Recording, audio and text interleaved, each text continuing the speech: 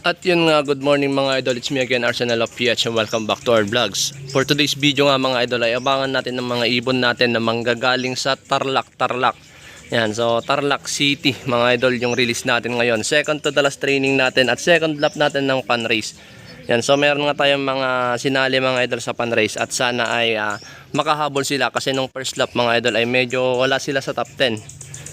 Yan, at ngayon nga mga idol ay madami nagdadaan ng mga ibon, kaliwat kanan yung daanan ng mga ibon dito mga idol kasi release ng PHA sa may Tagudin, Ilocos Sur. So sobrang lapit lang natin sa Tagudin, Ilocos Sur mga idol, nasa 25 kilometers lang yung layo mula doon hanggang dito sa atin. At ngayon nga mga idol ay kakatapos lang natin maglinis ng ating loft at bibigyan ko nga sila nitong grits.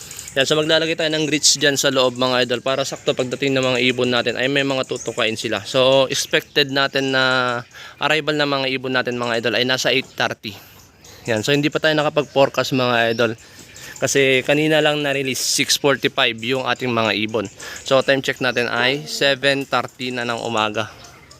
At yun nga mga idol, kakatapos ko lang din naglinis kaya ngayon ay lalagyan ko na ng grits kasi ubos na naman yung grits nila mga idol. Matako sila sa grits. Yan, so yung mga brown na ito mga idol ay Taiwan soil ito. Tapos yung ilalagay natin ngayon mga idol ay yung mga grits na anong brand to. Natural yung brand pala. Yan, so shoutout pala kay Idol Makilop. Sa kanya galing yung grits natin. At dito nga mga idol ay mayroon tayong iniwan na dalawang ibon natin na nilalaban natin o tinitraining natin. Yung dalawa nating off color. Yan, yung puti na pang old bird natin. At itong dan natin na pang young bird. Yan, so naka-series yan mga idol. Pero iniwan natin kasi medyo nangayayat sila. Yan, so kita nyo naman sa itsura mga idol. Kasi pagka niload natin yan ay hindi uuwi yan mga idol. Gawa nga ng mahina yung katawan. So i-recover man na natin siya ng 1 week. At ito naman isa mga idol ay ganun din. Malakas naman, nagdo-low fly naman pero nangayayat. Pero hindi ko na niload mga idol. Gawa nga ng sayang lang kasi hindi siya makakauwi. Kawawa lang yung ibon.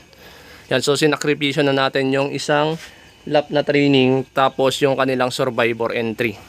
Yan, so out na to sa survivor mga idol. At nung nakaraan ngayon nawalan tayo ng dalawang ibon natin sa mid-toss mga idol.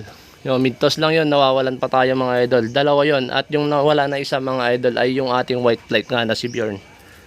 So si Bjorn mga idol ay 2 times pagod food natin, 2 times pagod food finisher natin. Tapos 3 times na nag-overall mga idol sa mga karera 120 days, tapos SFCLU pan race, tapos sa NLRPA pan race mga idol.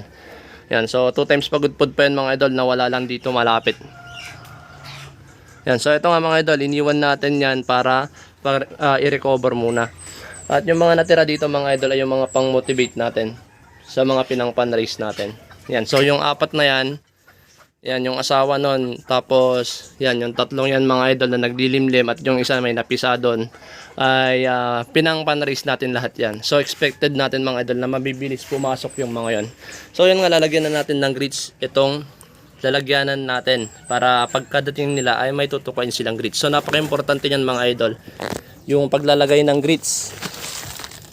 Yan, so dapat naka-stack lang yung grits natin dyan para pagka dumating sila ay tutukain nila yan kasi kailangan nila yan mga idol para sa mga nagamit nila na minerals sa paglipad. Yan, syempre tapos pagka madali silang matunawan pagka kumain sila mga idol. So ito yung hahanapin nila pagkatapos nila ng tubig, ay ito yung kakainin nila o ito yung tutukain nila mga idol. Yan, so dati kasi hindi ako naglalagay ng grits. Tapos nung naglagay ako mga idol ay napansin ko na mas mabilis silang mag-recover.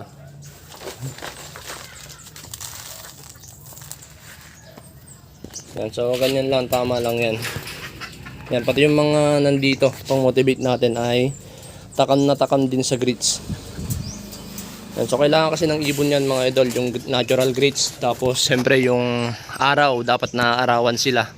Tapos syempre mga idol, yung ventilation ng ating loft. At yun nga mga idol, nagtimpla na rin ako ng ating pasalubong na inumin nila. So itong tinitimpla natin mga idol ay nabanggit ko na nung nakaraang vlogs natin. So ito nga ay halo ng electrolytes. Yung ginagamit natin na electrolytes mga idol ay Protolite. Tag 130 lang ata yun sa poultry supply.